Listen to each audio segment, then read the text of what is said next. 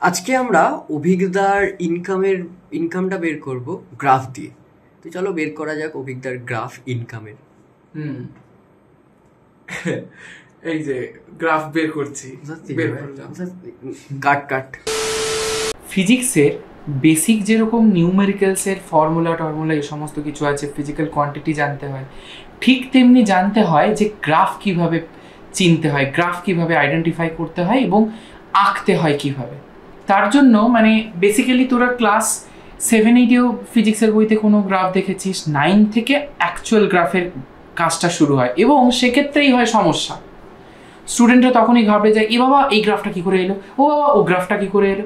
এই ধরনের গ্রাফের একটা খুব কনফিউশন তৈরি হয় এবং সেটা আপ টু ক্লাস 12 অবধি চলে। 12-এর পরে তো আরোই টেনে নিয়ে যায় একটা লেগেসি মেনটেন করার মতো করে।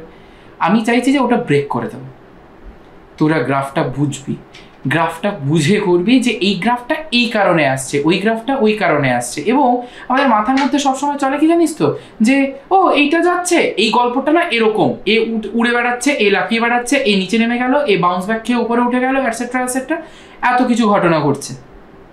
কিন্তু এগুলো দিয়ে না সবসময় ফিজিক্স তো আর ইমাজিনেশন তার উপর বেস করে চলে না। ইমাজিন করে আমি ফিজিক্স করলাম, গ্রাফ আঁকলাম, ওরকম হয় না। ঠিক হয়েও যেতে পারে কোনো কোনো সময়, বাট সেটা ওই লটারির টিকিট কাটার মতো হয়ে যায়। কিন্তু আমরা তো এখানে লটারির টিকিট কাটতে বসিনি, মা কালী লটারি সেন্টার। এখানে আমরা ফিজিক্সের লজিকটাকে বুঝতে বসেছি। তো সেই কাজটাই করা যাক, গ্রাফে আসা যাক। প্রথম দেখ, আমাদের গ্রাফের কিছু বেসিক নেচার রয়েছে। যেরকম 1 নম্বর হচ্ছে straight line, circle, parabola, hyperbola. এবার স্ট্রেট লাইনেরও বিভিন্ন ভাগ রয়েছে। এবার দেখা যাক কোনটা কিভাবে আঁকতে হয় এবং কেন আঁকতে হয়। তার জন্য প্রথম আমাকে যেটা শিখতে হবে বা জানতে হবে সেটা হচ্ছে ওই গ্রাফগুলোর জেনারেল ইকুয়েশন। সোজা সাপটা হিসেবে আমরা প্রত্যেকেই গ্রাফটাকে ওয়াই ভার্সাস এক্স অ্যাক্সিসে আঁকি। উপরে থেকে ভার্টিক্যালি থাকে ওয়াই অ্যাক্সিস, হরাইজন্টালি থাকে এক্স অ্যাক্সিস। ওকে, চল শুরু করা যাক। প্রথম আসি আমরা স্ট্রেট লাইন।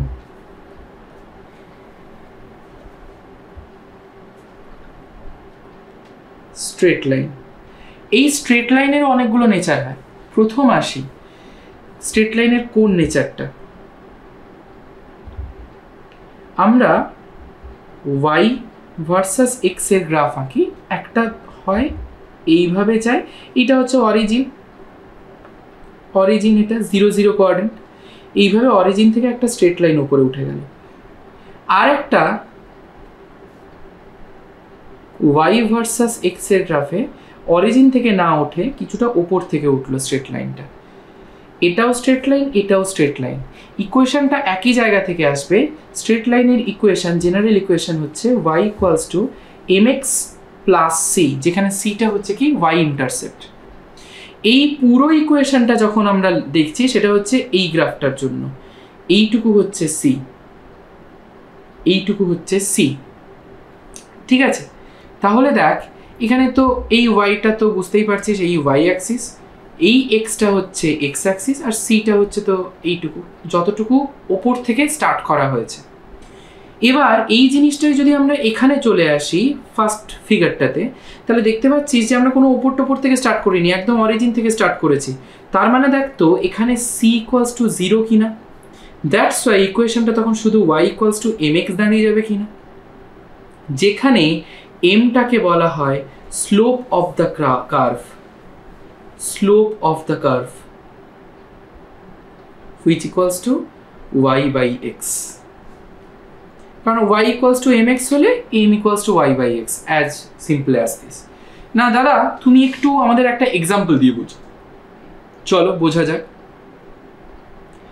সাপোজ ধর আমি তোকে বললাম একটা বডি ইউনিফর্ম ভেলোসিটি নিয়ে ট্রাভেল করছে, তাহলে তার জন্য আমরা যদি ডিসপ্লেসমেন্ট ভার্সাস টাইমের গ্রাফ আঁকি, তাহলে গ্রাফটা কেমন দেখতে হবে। একটা বডি ইউনিফর্ম ভেলোসিটি নিয়ে মুভ করছে। আমরা 4টে লিনিয়ার ইকুয়েশন জানি। একটা হচ্ছে s = vt, একটা হচ্ছে তার মানে একটা হলো কি s = vt, 2 number s = ut + ½ at², 3 number v = u + at, and the last one is v² = u² u square plus 2as, where u be the initial velocity, v be the final velocity of the body, a be the acceleration of the body, s be the displacement, t be the time. এবারে যদি কোনো body uniform velocity নিয়ে যায় তার মানে কি তার initial velocity এবং ফাইনাল ভেলোসিটি সমান, সব জায়গায় ইউনিফর্ম রয়েছে। That means u equals to যদি ভি হয়ে যায় ফর ইউনিফর্ম ভেলোসিটি, তাহলে এই ইকুয়েশনটা থেকে দেখ ভি ইকুয়ালস টু ইউ এর জায়গায় ভি বসিয়ে দিলাম প্লাস এটি, তাহলে ইউ এর জায়গায় ভি বসিয়ে দিলাম, ভি ভি বোথ সাইড কেটে গেল, তার মানে অ্যাক্সিলারেশনটা 0 হয়ে গেল। That means we can say that when a body is traveling with a uniform velocity u or v whatever, its acceleration becomes 0. তাহলে অ্যাক্সিলারেশন যদি 0 হয় তাহলে দেখ তো এই যে চাঁদ বদনটি বসে আছে এই ইকুয়েশনটায় অ্যাক্সিলারেশন 0 হলে এই পুরো মালটা 0 হয়ে গেল, তাহলে s ইকুয়ালস টু শুধু হয়ে গেল ut। আবার for uniform velocity u equals to আমরা v জানি, তাহলে s ইকুয়ালস টু হয়ে গেল কি v ইন্টু t। ডান। এবারে তাহলে দেখ আমি যদি তার মানে ইউনিফর্ম ভেলোসিটি নিয়ে যদি কোনো বডি ট্রাভেল করে এটা বোঝাতে গেলে তার ইকুয়েশনটা দাঁড়াবে s ইকুয়ালস টু vt। এবারে দেখ s ভার্সাস t এর গ্রাফ আঁকতে বলেছে আমাকে।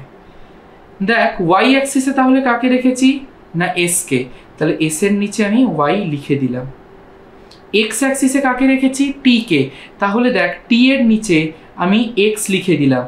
আমার কি হয় y equals two m into x, তাহলে এখানে দেখ স্লোপটা হয়ে গেল velocity m, y equals two mx, x এর সঙ্গে যেটা মাল্টিপ্লাই থাকবে সেটাই হয়ে যাবে কি স্লোপ। এখানে x কোনটা t টাইম, তাহলে তার সঙ্গে মাল্টিপ্লাই কে আছে দেখ ভেলোসিটি v, তাহলে v টাই হয়ে যাবে আমার slope, y equals two mx।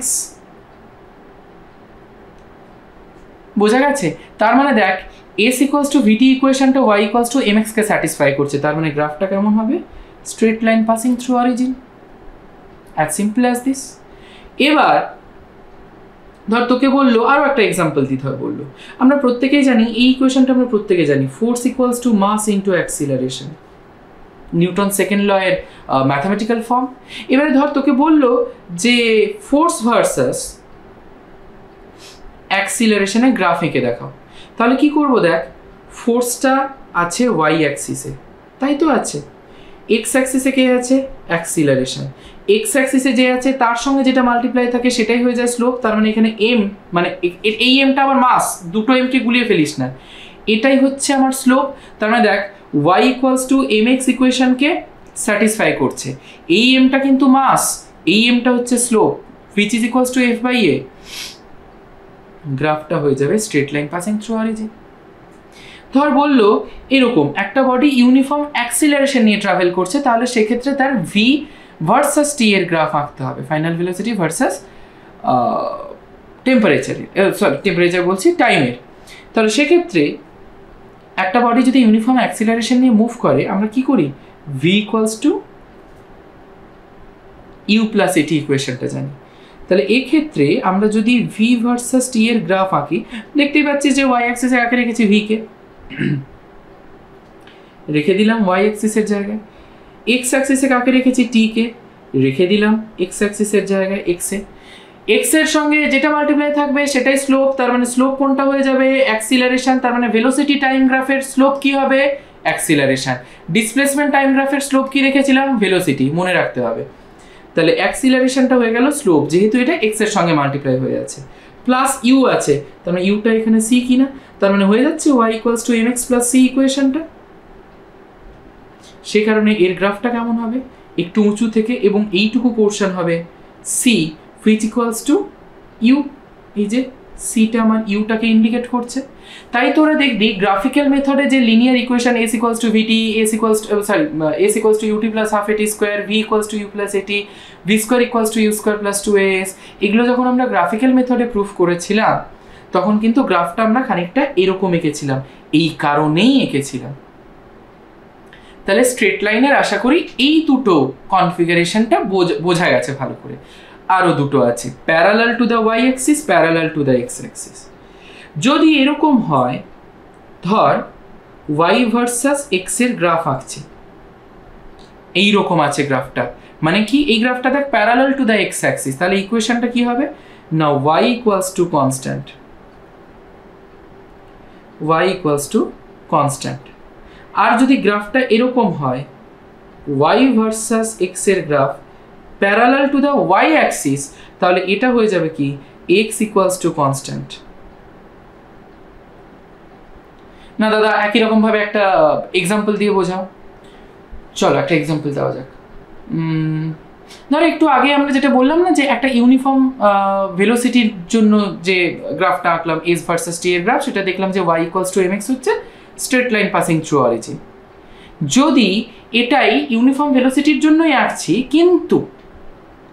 কিন্তু আমি বললাম ডিসপ্লেসমেন্ট ভার্সাস টাইমের গ্রাফ না এঁকে ভেলোসিটি ভার্সাস টাইমের গ্রাফ আঁকতে, তখন কি হবে?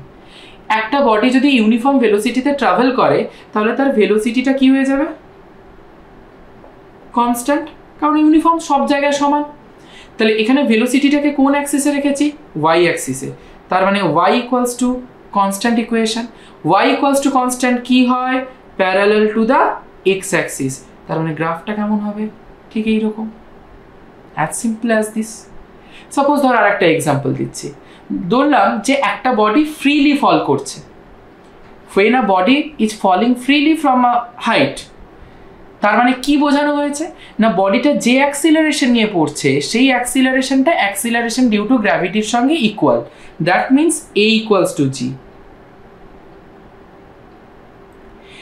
এবার একটা ফ্রিলি ফলিং বডির ক্ষেত্রে অ্যাক্সিলারেশন ভার্সাস টেম্পারেচারের গ্রাফ আবার টেম্পারেচার বলছি, কি হয়েছে আমার টেম্পারেচারের, টাইমের গ্রাফ আঁকতে হবে parallel to the X Axis. কারণটা কি না দেখ অ্যাক্সিলারেশনকে কোন অ্যাক্সিসে রেখেছি?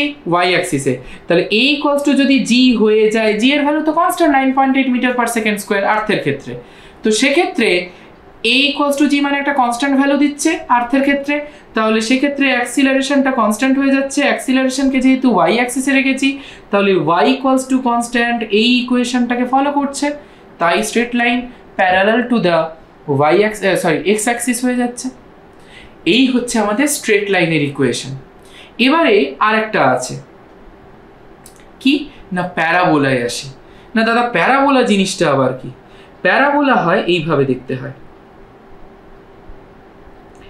প্যারাবোলাটা একটা হয় এইভাবে দেখতে y ভার্সাস x, এইভাবে একটা দেখতে হয়, আর একটা y ভার্সাস x এইভাবে দেখতে হয়। এবারে কোনটা কখন ইউজ করব না, যদি ইকুয়েশনটা এরকম হয় y proportional to x square তাহলে এই গ্রাফটা, আর যদি এটা হয় y square proportional two x তাহলে এই গ্রাফটা।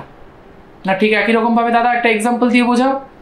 দেখ ধর আমি বললাম যে একটু আগে বললাম না যে একটা বডি ফ্রিলি ফল করছে, তখন সেক্ষেত্রে অ্যাক্সিলারেশন ভার্সাস টাইমের গ্রাফ কি হবে? এই যে ওপরেই চাঁদ বদন এরকম বসে আছে, এই যে এখানে আমরা করলাম কি অ্যাক্সিলারেশন ভার্সাস টাইমের গ্রাফটা parallel to the time axis means X axis, কারণ কি অ্যাক্সিলারেশনটা কনস্ট্যান্ট, যেহেতু অ্যাক্সিলারেশনটা y অ্যাক্সিসে রেখেছে তাই y ইকুয়ালস টু কনস্ট্যান্টের ইকুয়েশনকে ফলো করছে which is parallel to the X Axis.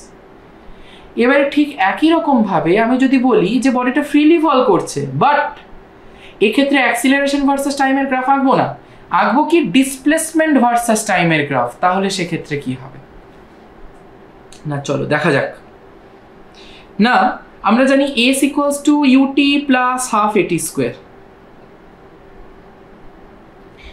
ও হাফটা লিখিনি, ut plus half AT square. এবারে দেখ পুরো এই জিনিসটাতে, আচ্ছা এটা একটু পরিষ্কার করে লিখি, এটা বড্ড নোংরা হয়ে গেছে। s equals to ut plus half a t square.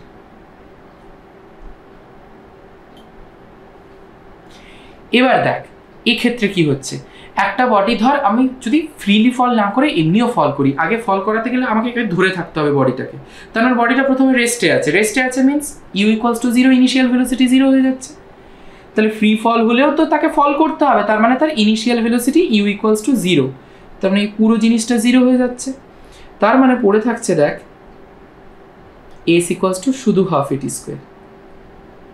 এবার একটা বডি ফ্রিলি ফল করছে মানে কি a ইকুয়ালস টু জি হয়ে যাচ্ছে, আমি সেটা বললামই কন্ডিশন।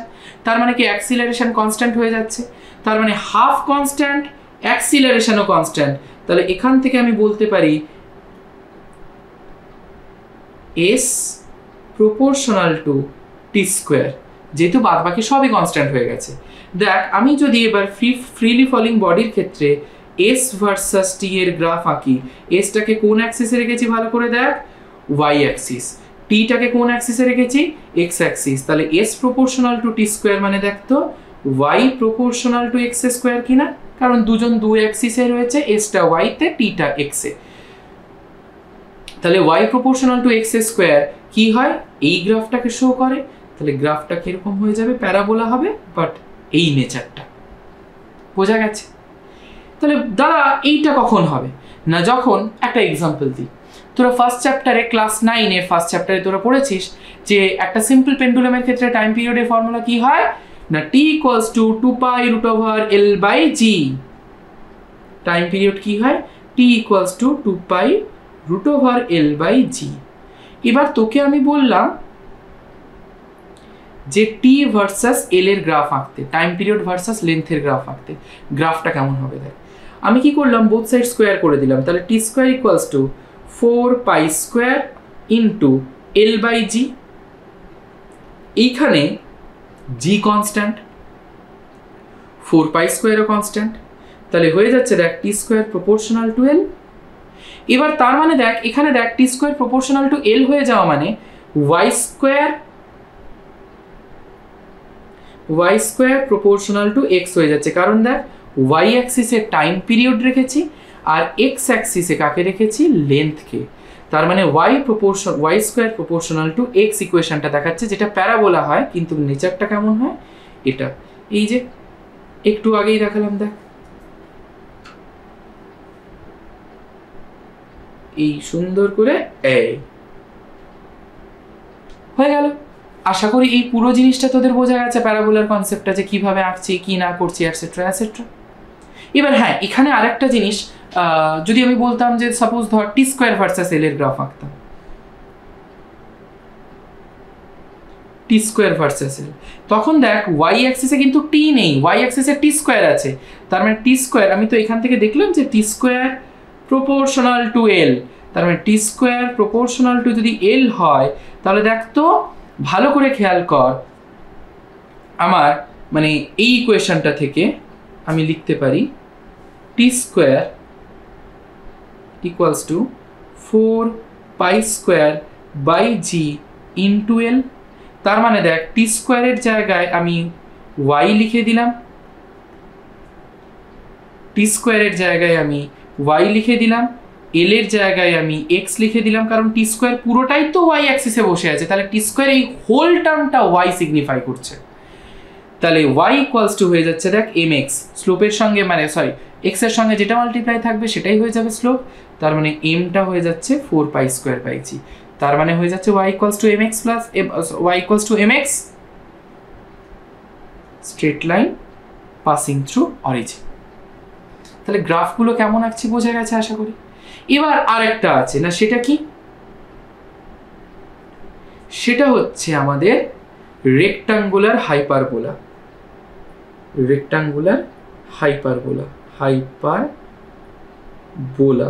সেটা কেমন হয়, ওয়াই এক্স, এই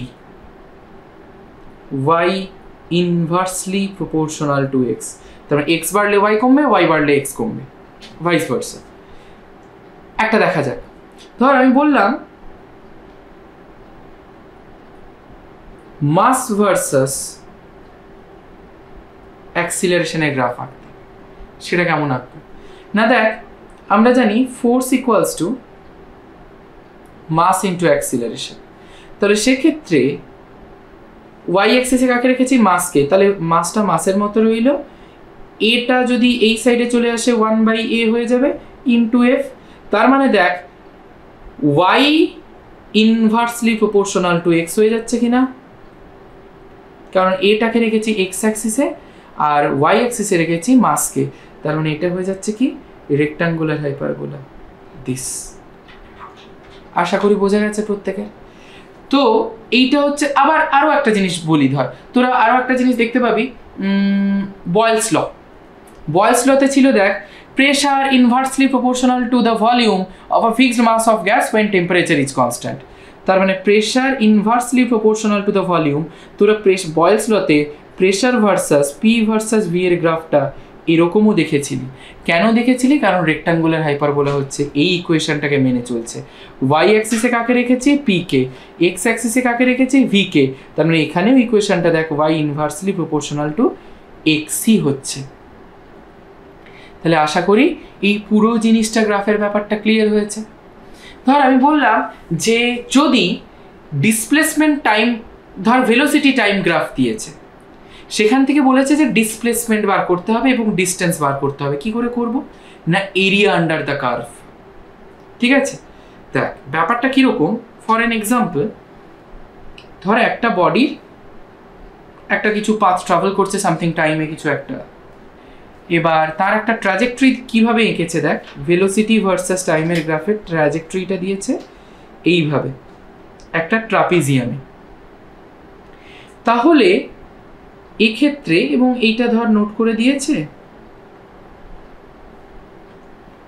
ধর এটা 0, এটা 2, এটা 4, এখানে 6, আর এইখানে এটা কাট করেছে, এটা ধর 2তে।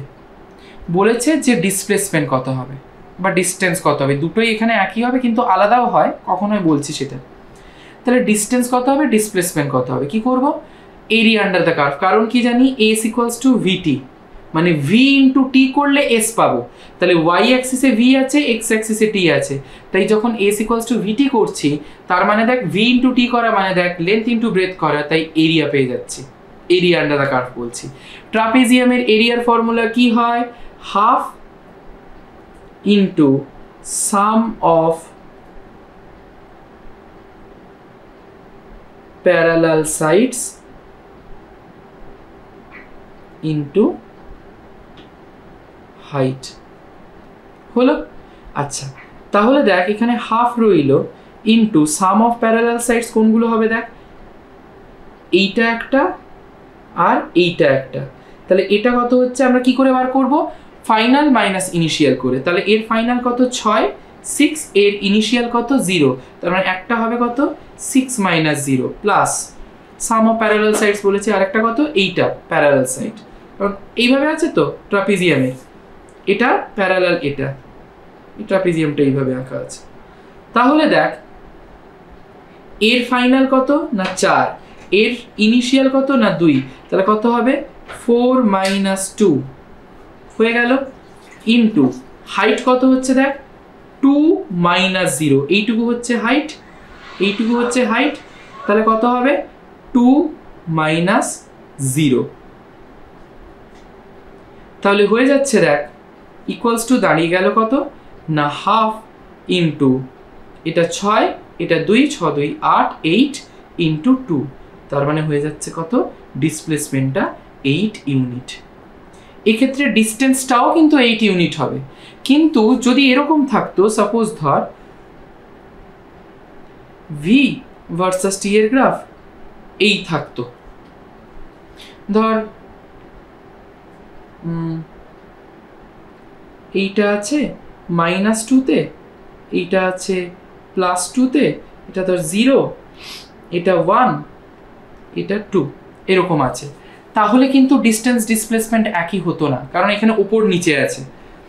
সেটা যে কোনো শেপে থাকতে পারে, সেটা এখানে যে ট্রায়াঙ্গেল লিখেছে, সবসময় যে ট্রায়াঙ্গেল থাকবে তার কোনো মানে নেই। দুটো ট্রাপিজিয়াম থাকতে পারে, একটা ট্রায়াঙ্গেল একটা ট্রাপিজিয়াম থাকতে পারে, হোয়াটএভার।